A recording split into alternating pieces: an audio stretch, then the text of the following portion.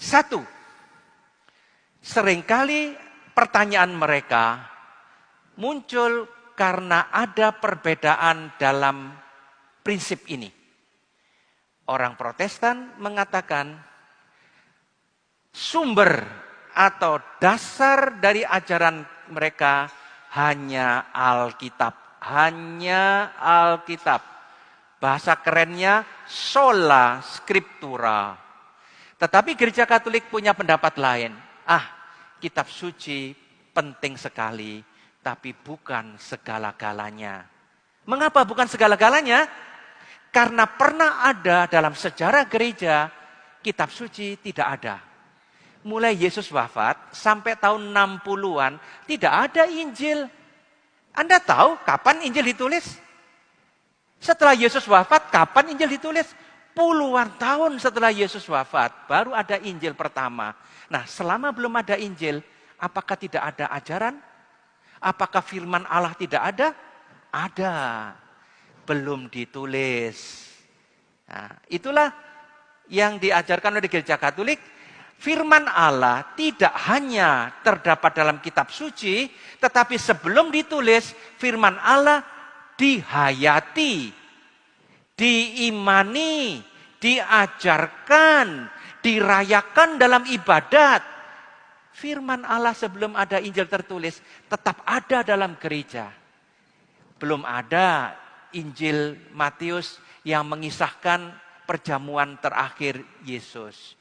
Belum ada kisah pada malam sebelum dia menderita sengsara, mengambil roti, mengucap syukur, dan belum ada.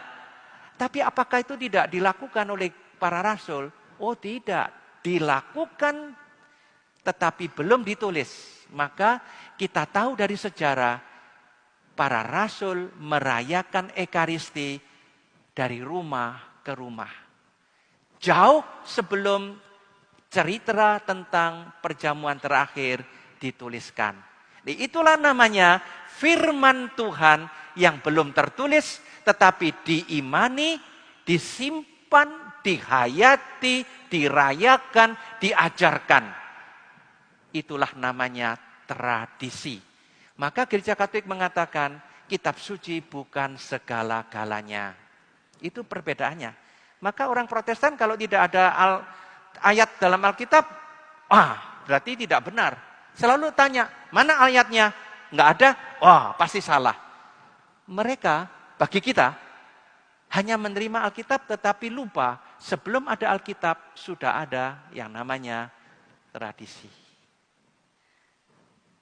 Berikutnya, ini sudah saya terangkan, maka tidak perlu.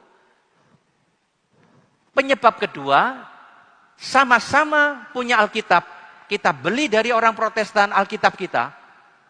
Tetapi ada bagian yang khusus punya Katolik, namanya Deuterokanonika. Kita beli pada mereka, lalu kita pesan, tolong Deuterokanonika disisipkan. Makanya dalam Alkitab kita aneh. Perjanjian Lama berakhir dengan kitab Maliaki, lalu ada Deuterokanonika, lalu baru Alkitab Perjanjian Baru. Karena kita pesannya pada mereka. Mengapa ada perbedaan? Nanti boleh ditanyakan, tetapi sementara saya katakan, jumlah kitab dalam Alkitab orang Protestan lebih sedikit dibandingkan dengan jumlah Alkitab yang kita terima. Kita sebut Deuterokanonika, 7 kitab yang tidak ada dalam Alkitab orang Protestan. Nah, salah satu yang tidak diterima adalah kitab Makabe. Dalam kitab Makabe ada ayat yang sangat jelas mengenai mendoakan orang yang sudah mati. Dikatakan adalah pikiran yang suci mendoakan orang mati. Karena orang Katolik punya kitab Makabe, jangan salahkan kalau orang Katolik mendoakan orang mati. Menghormati jenazah. Tetapi mereka tidak menghormati jenazah. Ini mati ya mati, urusannya dengan Tuhan. Tidak usah didoakan, tidak ada gunanya didoakan. Maka bagi mereka kalau ada orang mati, ibadatnya itu menghibur yang masih hidup. Yang mati ya sudah. Kadang tidak dilihat. Ya, gitu.